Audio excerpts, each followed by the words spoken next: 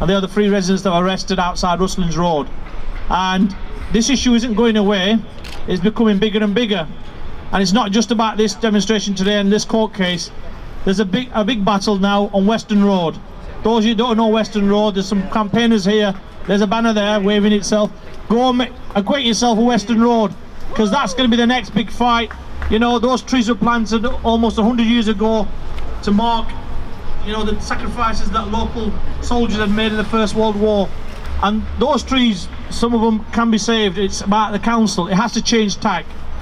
You know, we've got a council meeting on the 7th where lots of questions have been tabled by the opposition councillors from different parties. There's 2 motions there as well, and I think there's going to be a very big rally once again at 1 o'clock outside the town hall. This issue isn't going away, and I think the city council has to listen. I know the police and crime commissioner has started to ask some questions about the police operation at Ruslands Road. I think he also needs to ask questions about how the police are using that trade union law against peaceful protesters. I would like him to comment on that.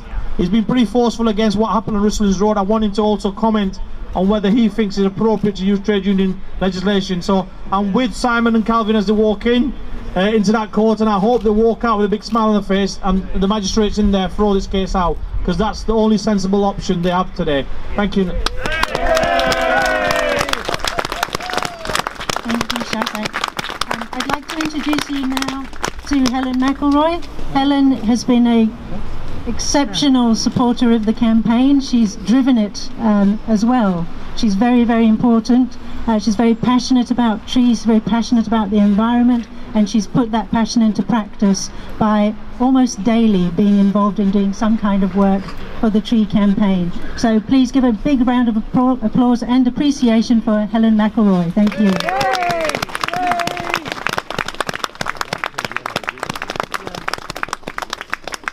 None of us could have foreseen when we got involved in the campaign to save our trees that we would end up here outside the court supporting 2 people who were arrested for simply peacefully trying to save a tree.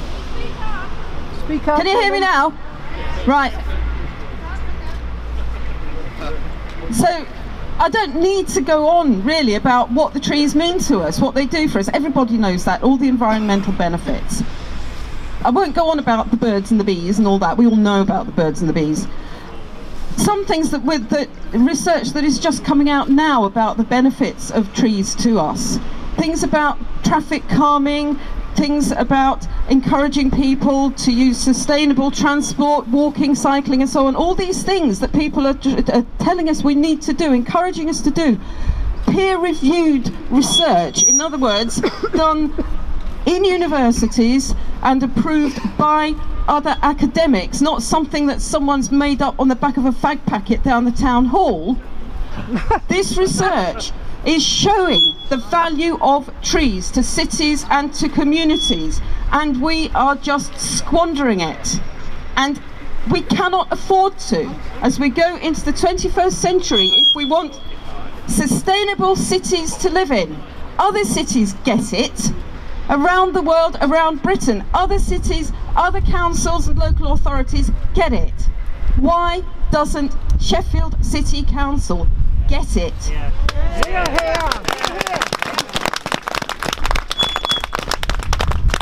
Obviously we all know there's the wider picture of the contract and so on, but I think somebody else is going to be talking about that this morning, and my brief was to just talk about trees. So there we go. We all know that trees do wonderful things for us. There are people here today who might otherwise have stayed at home in their neighbourhoods, keeping an eye open to see if danger was coming to their trees. There are people here today, quite possibly, who will go home either today or someday soon and find the trees outside their house, on their street, round the corner. Trees that they have interacted with for years, for decades, maybe for most of their lives. Gone. There will be children coming home from school one day to find a tree that they have known and loved and regarded as a friend all of their lives. Gone. These trees have been our companions. We interact with them daily. Our companions and our friends. And when our friends are under threat, We do not just turn our backs and walk away.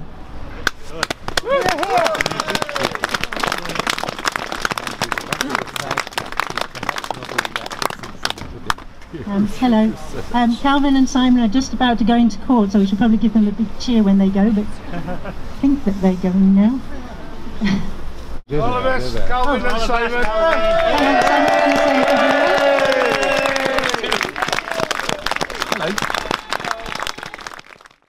Hello. I don't really know what to say.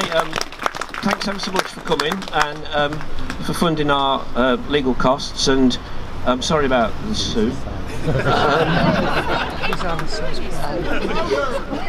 I don't know what else to say. Calvin, you just want to say something quickly? Calvin's got a suit. I don't know who this man is. I thought that's why I want to come along, to be honest, because it is a genuine once-in-a-lifetime opportunity. Yeah, I mean, obviously, just to reiterate, we just thank everyone for coming and everyone who's raised the funds for defence, etc. And for the coverage we got. This is not going to be the end.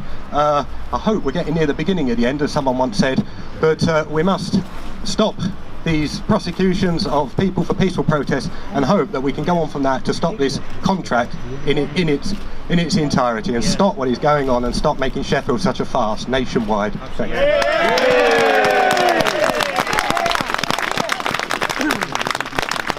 Thank you.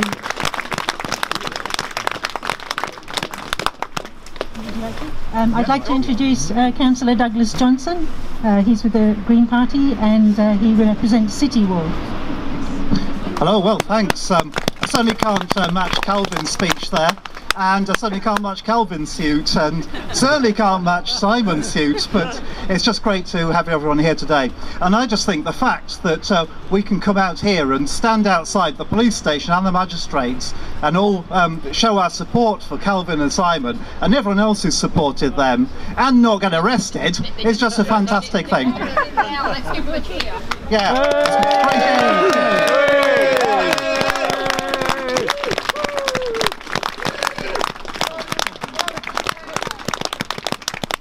Well, 3 more cheers. Hooray! Hip hip! Hooray! Hip hip! Hooray! Hey! You make up in noise. All right, not sure what's going to happen now. Myla standing holding the mic. Don't know what's going to happen here. 101, here there's a disturbance outside the magistrates. Well, everyone keep peaceful.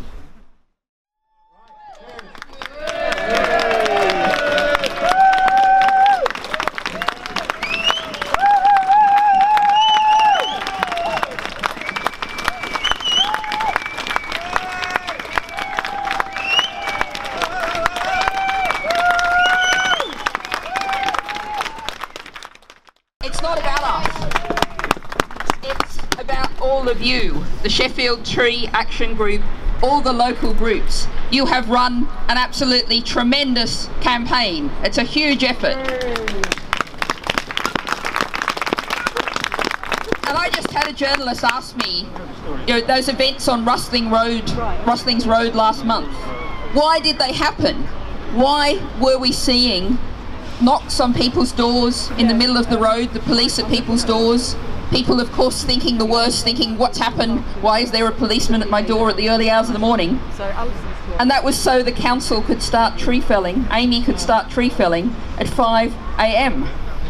Why did they do that? Well, I think they were trying to break the resistance. I think that was the reason for that. And I think they absolutely, totally miscalculated.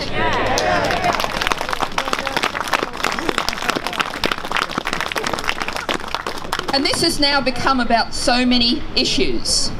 The first issue, the issue we should focus on today, is the right to peaceful protest, which is under threat, and we're going to defend it.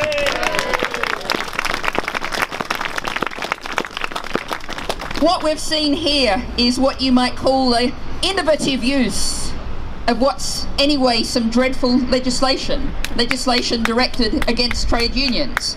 We have to say this is not an acceptable use of this legislation. And we hope that today or in a subsequent case the courts will find that. But I'm convinced, I know there are people in Sheffield who are determined to save our trees, and they're going to keep peacefully standing with their arms folded in front of their trees. And, you know, if they get charged, we saw arrested last week in Rustlings Road a couple of 70-year-old women. If people get charged for standing in front of their trees with their arms folded, with intimidating Amy, that just really brings the whole law into utter disrepute.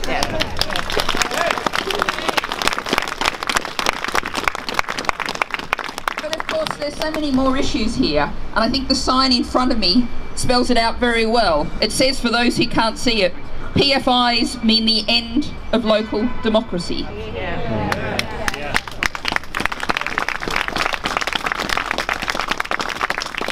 The underlying problem here is that Amy has one interest, the maximisation of its profits. That's what it exists for. And yet it's been handed Sheffield's streets for 25 years. And yes, it almost undoubtedly does maximise their profits to cut down the mature trees at massive cost to the rest of us. So what you have is private profit versus the interests of public good. And that's the innate reality of privatisation. And we have to say no privatisation of our streets, but also no privatisation of our NHS and all our other public services.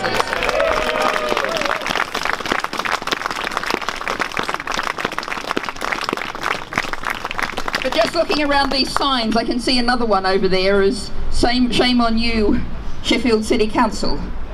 And there really are some major questions to ask here.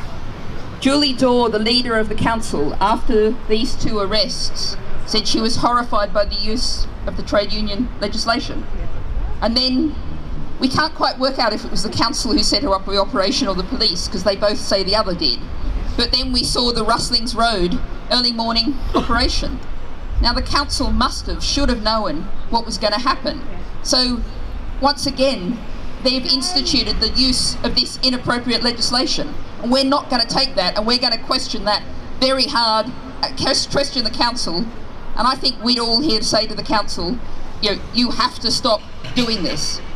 You have to rein in Amy. You have to defend our trees. We were hearing before about just how important our trees are.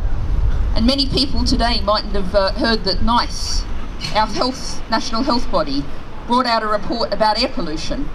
One of the things they said was we should plant hedges beside cycle routes because the plants help control air pollution.